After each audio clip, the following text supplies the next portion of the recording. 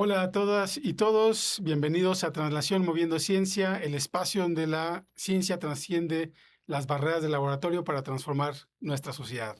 El día de hoy tenemos un tema muy interesante y para discutir de este tema tenemos aquí a la doctora Margarita y a la invitada, a la doctora Luz Edith Casados de la Universidad de Guanajuato. Bienvenidas.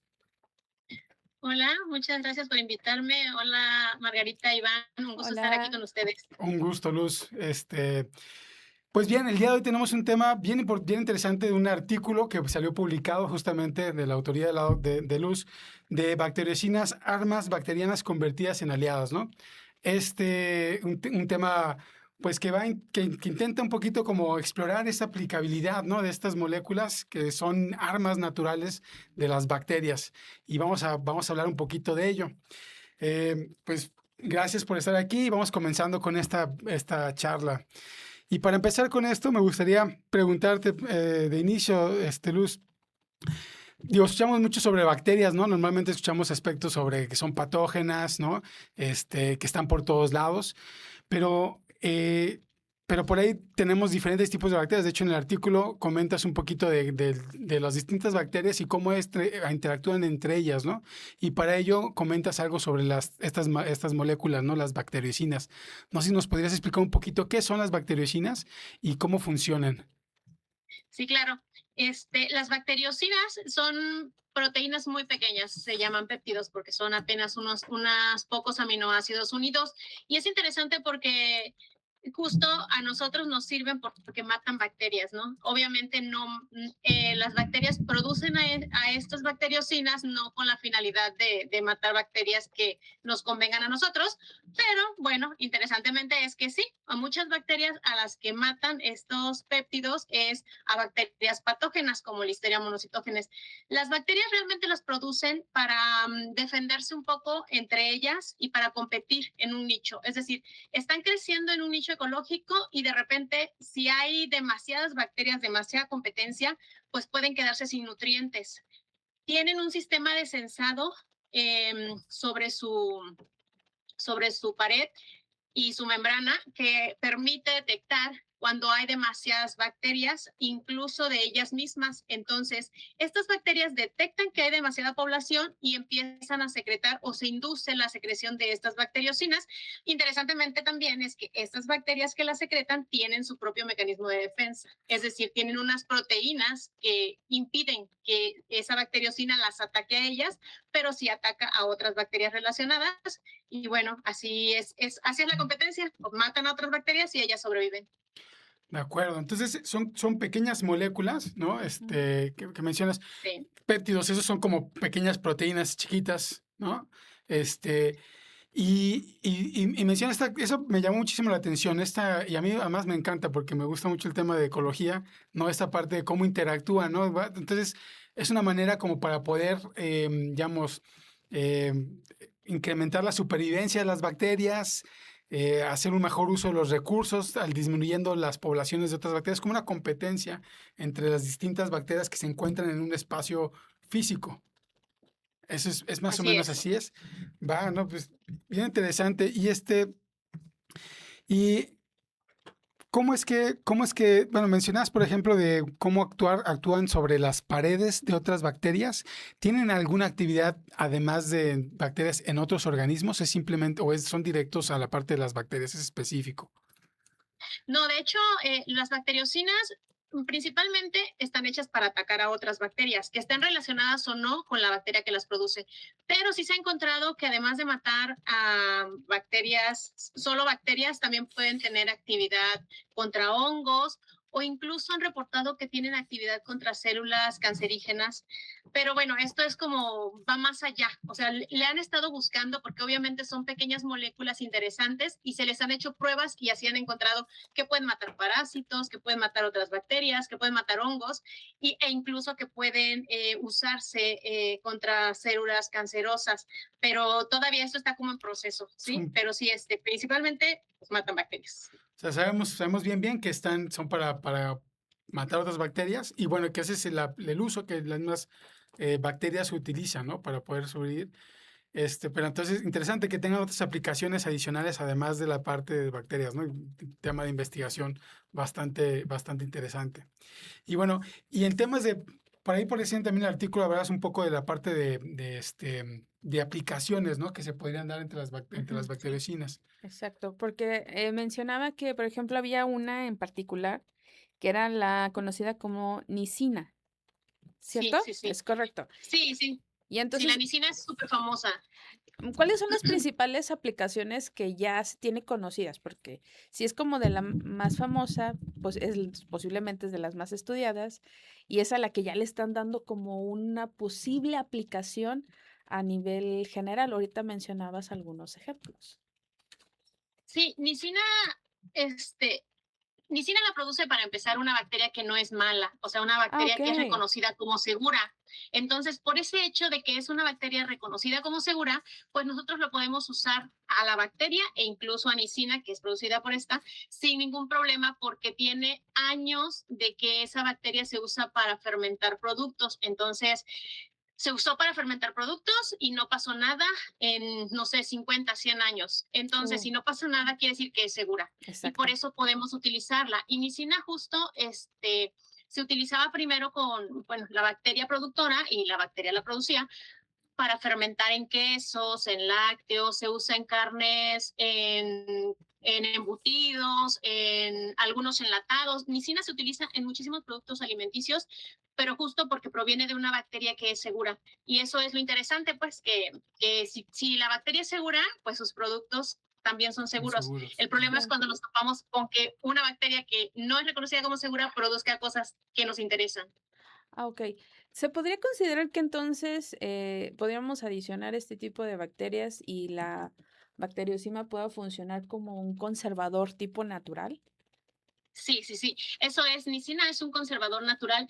En los quesos se usa Lactococcus lactis como un cultivo iniciador, como para darle más sabor, textura a algunos productos lácteos. Entonces, Lactococcus lactis ocasiona estos cambios en los productos lácteos, pero aparte produce nicina y nicina controla algunas bacterias como listeria que se encuentra en quesos, también Ujú. Clostridium. Entonces, es como un plus. ¿Sí?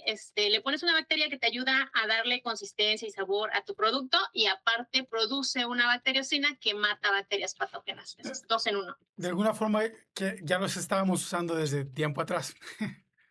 Así es, Sí. exacto. Por eso es que no hay problema con nicina, porque como ya se usaba para fermentar en vinos, no en cerveza, en panes, en quesos, en un montón de cosas, Lactococcus lactis está presente, entonces pues no hace nada. Y justo esa historia de seguridad que le da a los productos fermentados es que la llevó a que se pudiera utilizar, pero nicina es Ujú. la única bacteriocina que se puede utilizar de forma pura en alimentos. No hay otra.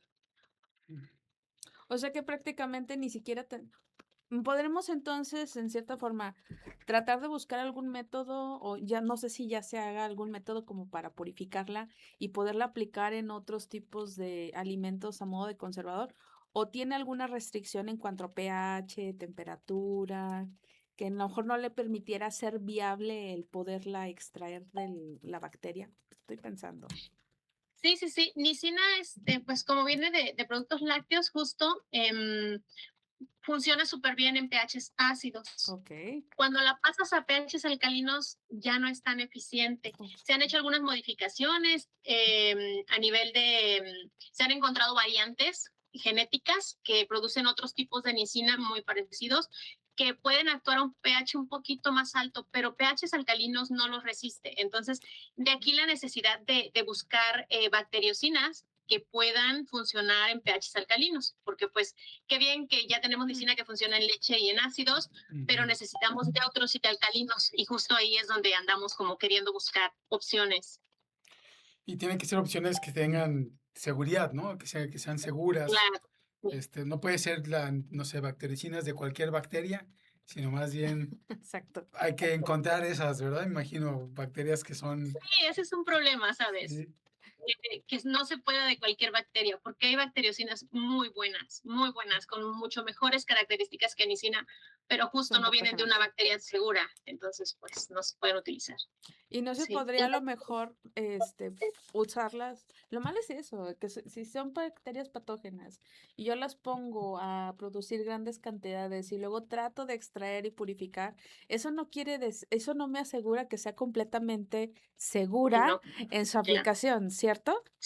Sí, es cierto. ¿Y qué tan...? Sí, y perdón, sí, adelante. No, adelante, adelante. Adelante, Luz. Sí, justamente eso. Y para probar que es inocua, el proceso normativo. Aquí en México es difícil. Obviamente en la FDA eso es prácticamente imposible. Por eso es que no ha surgido otra bacteriocina que se pueda utilizar pura en alimentos, incluso de otras bacterias ácido-lácticas, porque hay otras como Pediococcus que produce pediocina, pero pediocina no está permitida utilizarse de manera pura. Solamente puedes utilizar Pediococcus, que es la bacteria ácido láctica. Esa sí te venden tu sobrecito con Pediococcus y tú se la puedes poner a tus productos lácteos, y estos productos lácteos van a producir pediocina, pero tú no puedes ir y comprar pediocina a la farmacia o al lugar donde te vendan productos para conservar o aditivos para alimentos, porque esa no se puede vender pura. Nicina sí, Nicina lo buscas así en internet y buscas Nisaplin y ahí te aparece y te la venden para que tú le pongas a tu pan o a lo que quieras. Fíjate, justo te iba a preguntar, Luz, que porque a mí se me ocurría, ¿no? Esta parte de producirlo sintéticamente.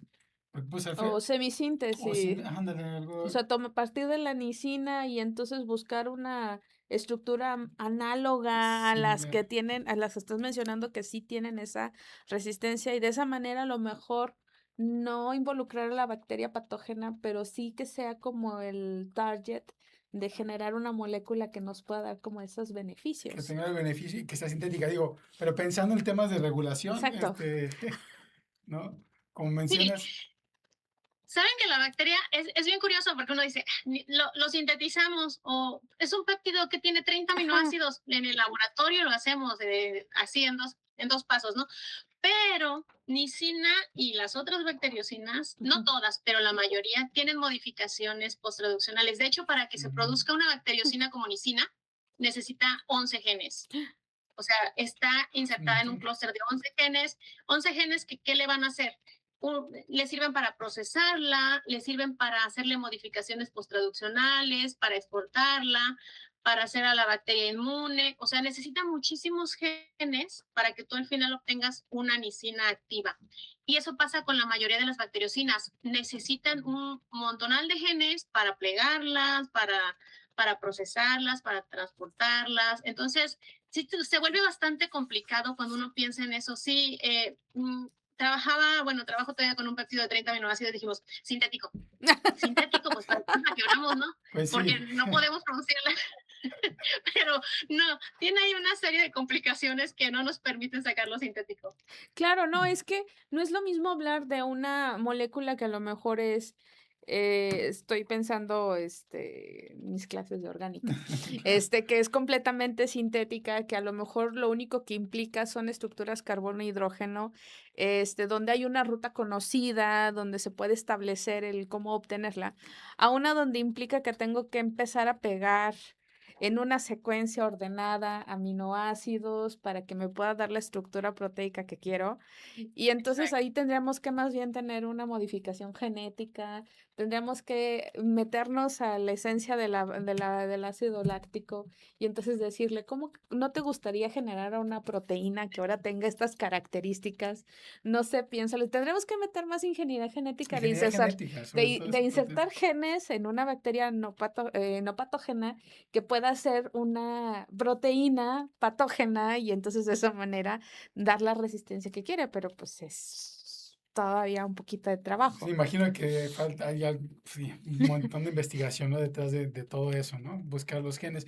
Lo que comentabas de la inmunidad, Luz, que se me hace interesante, ¿no? O sea, estos genes que no solamente es lo que producen, sino también que la misma bacteria sea resistente a la bacteriocina que está generando, ¿no? Entonces también Sí, claro, sí. eso te mete un ruido porque no puedes insertar una bacteriocina nada más así en otra bacteria, ¿no? Sí, Y porque se muere. exacto, porque se muere, exactamente, cumple su función, ¿no? Que es justamente Así voy, matar, produzco y me matar a muero. la misma No, bacteria, ¿no? no, no podría ser. Exacto. Sí, Entonces, no, pues que, digo, no sé, ahorita mencionando esto que decías, pero también la parte de plegamiento, ¿no? Ya es que me imagino que también, no sé si existen chaperonas para las bacteriocinas o si requieren algún tipo de configuración o simplemente las modificaciones post-transcripcionales que se dan. Sí necesitan, la nicina tiene su cadena es como de, ¿qué? De 40, 30 y tantos aminoácidos de la nicina. Entonces, esta cadena sale así con aminoácidos pero estos aminoácidos, algunos, ujú, se deshidratan y sufren cambios y ya lo que era una alanina ya no es una alanina, lo que mm, era una cisteína ya no es una cisteína. Los cambian y luego estos aminoácidos cambiados son los que se Se enlazan y plegan. forman Ah, ok. estructuras.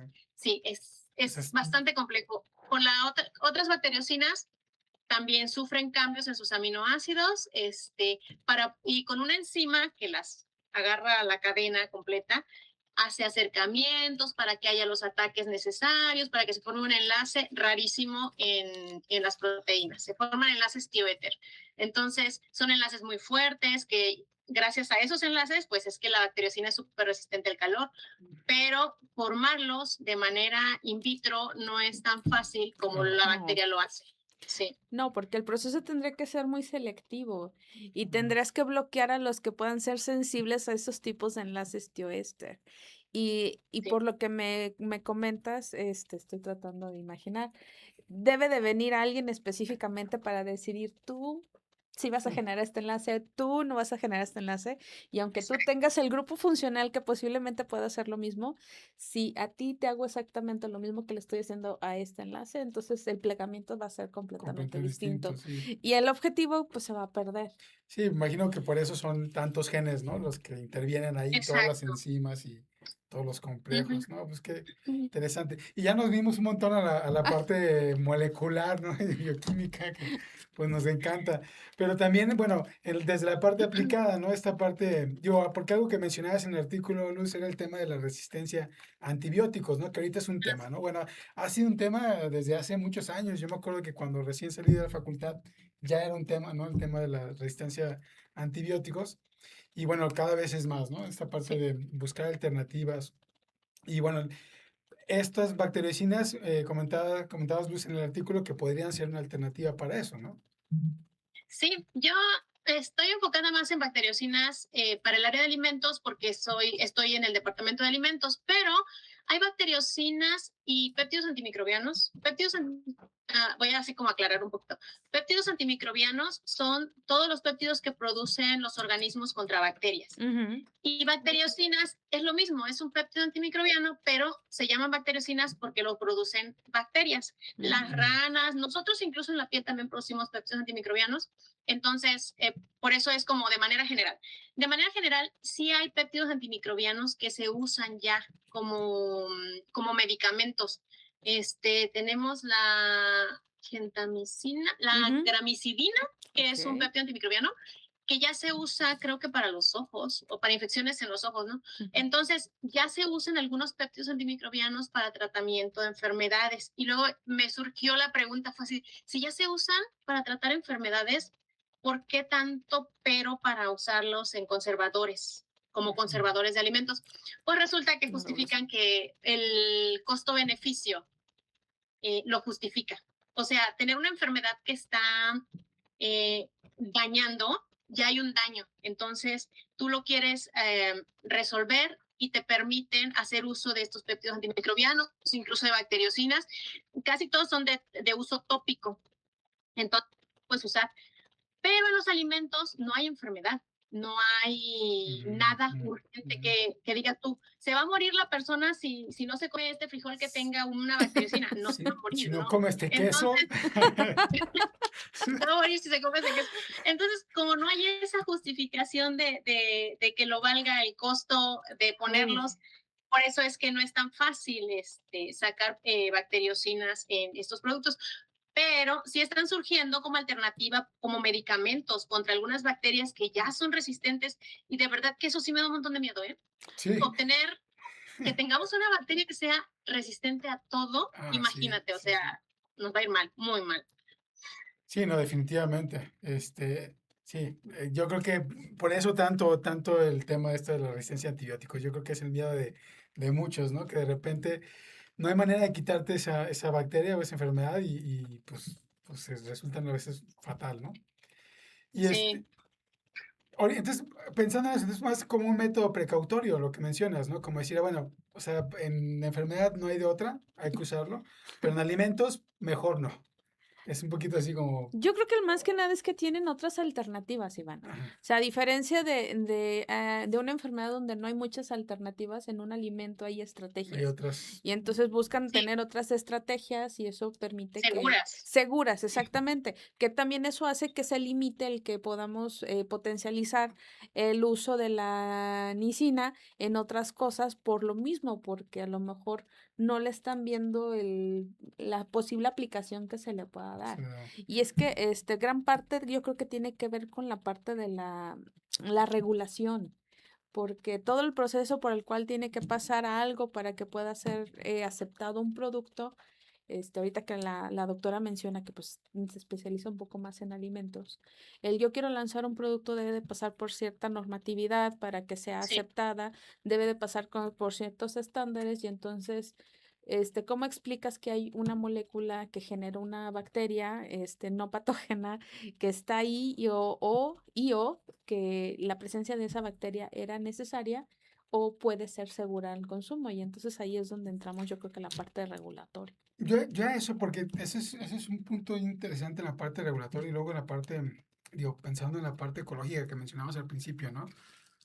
Las bactericinas, digo, y todas estas modificaciones que tienen son digeribles, o sea, realmente si las introducimos en nuestro estómago se digieren de manera normal como un péptido o como una proteína, y en dado caso, depende. si no son digeribles, afectarían nuestra microbiota intestinal. Pues por eso no son aceptadas. No, le hace falta mucho estudio, justo. O sea, Sí, en medicina sí se ha probado que pues no pasa nada. O sea, no te hace nada, no te hace nada a ti, ni a las células, y no le hace nada a las bacterias. Incluso creo que no mata bacterias benéficas, pues. O ok. sea, solamente sí es como bastante buena porque solo mata a las malas. Pero sí tenemos otras bacteriocinas que sí matan bacterias buenas. Por ejemplo, turincina me encanta porque tiene un montón de blancos y está bien porque queremos matar muchas cosas, pues, pero turincina le pega a Lactococcus lactis. Y Lactococcus lactis es una bacteria buena. Entonces, si nosotros la usáramos en algún alimento, pues afectaría. Y que lleguen o no, algunas bacteriocinas sí son procesadas por enzimas intestinales o incluso en el estómago, pero hay otras que no tienen sitios de corte, entonces no sabemos qué pasa y tendrían que hacerse pruebas para saber qué pasa con ellas. O sea, si se digieren y si se digieren hasta qué nivel, si no se digieren, qué pasa con ellas. O sea, si van a quedar enteras, van a llegar y van a matar a tus bacterias buenas que tienes en el intestino o qué va a pasar ahí. Entonces, esa es muchísima complicación todavía y creo que por eso la regulación para poder ser aceptadas necesita muchísimas pruebas y muchísimas pruebas también con animales y ya ves que todo se complica. Entonces, Claro, sí, sí, sí. Sí, pues muy difícil, sí. es que imagínate, tú estás consumiendo el probiótico y el prebiótico para asegurar que tengas una gran Cantidad. microbiota y entonces estás consumiendo Ajá, un producto que a tu microbiota que estás tratando de que crezca para que tengas una buena alimentación y lo que hablábamos hace Hace uno o dos dos podcasts capítulos atrás, sí. en donde hablábamos precisamente de que la microbiota ayuda a que tengamos un buen sistema inmunológico y es como entonces, vamos para atrás tratando de llegar. Pero yo creo que es cuestión de seguir un poco más investigando y creo que lo que haces, doctora, es un trabajo, híjole, bien importante y que seguramente en algún momento vamos a poder platicar y vamos a decir, ¿se acuerdan cuando nosotros hablábamos que no había una regulación? Pues ya la tenemos. Y creo que al Sí. final del día eso es lo que nos enriquece mucho, este tipo de aportaciones y qué gusto que nos hayas utilizado como un puente de comunicación, porque al final eso es lo que busca hacer la revista de Trafesión, ser un puente de comunicación para que más personas puedan tener mejor acceso a la comunicación y poder entender este tipo de situaciones, el por qué es importante y sobre todo estas pequeñas, grandes moléculas que tienen un efecto benéfico y que al fin y al cabo son conservadores que están y que han estado y que pues simplemente estamos buscando otras alternativas. Sí, ahí hay un potencial grandísimo, ¿no? O sea, en este tipo de proteínas, bueno, de moléculas, que igual, digo, como mencionamos, ¿no? Falta investigación y falta ver justamente todos esos mecanismos que podrían ser afectados, ¿no? Tanto en el intestino como en otros espacios, ¿no? Pero bueno, al final esa es la intención, ¿no? O sea, al reconocer este tema y ver la importancia y el potencial que tiene, la verdad es que es un potencial enorme, ¿no? Y además, digo, con un tema de resistencia a antibiótico que un problema A nivel mundial a es nivel uno de mundial los odds mm, principales. muy importantes.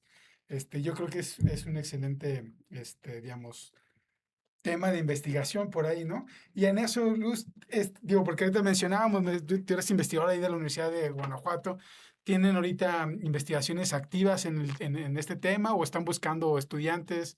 Digo, a lo mejor en este y en otros temas, ¿no? Sí, Asociados, ¿no? claro. Sí, estudiantes buscamos siempre, porque la verdad es que, pues, nosotros damos las ideas, ponemos el material, pero a veces ya no nos da el tiempo para ejecutar, ¿no? Entonces, siempre Claro. necesitamos a alguien que venga y nos ayude a ejecutar. Entonces, sí, estudiantes buscamos siempre, son bienvenidos. Y para contactarte, ¿dónde te encuentran ahí en la página de la Universidad de Guanajuato o ahí tienes alguna O una espacio Pues página, un directamente mi spy correo sites. más bien. Ok. por correo? Sí, porque sí, si me buscan como con mi nombre completo, seguro aparezco por ahí en el programa de posgrado en biociencias, porque es en el programa que estamos. Pero sí, en mi correo edith.casados@ugto.mx, ahí siempre estoy al pendiente. Sí, por Ya. si a alguien le interesa el tema, quiere continuar, quiere visitarnos, quiere ver qué hacemos. Hacemos muchas cosas de biotecnología. Excelente, ¿no? Pues qué chido, qué padre, Luz.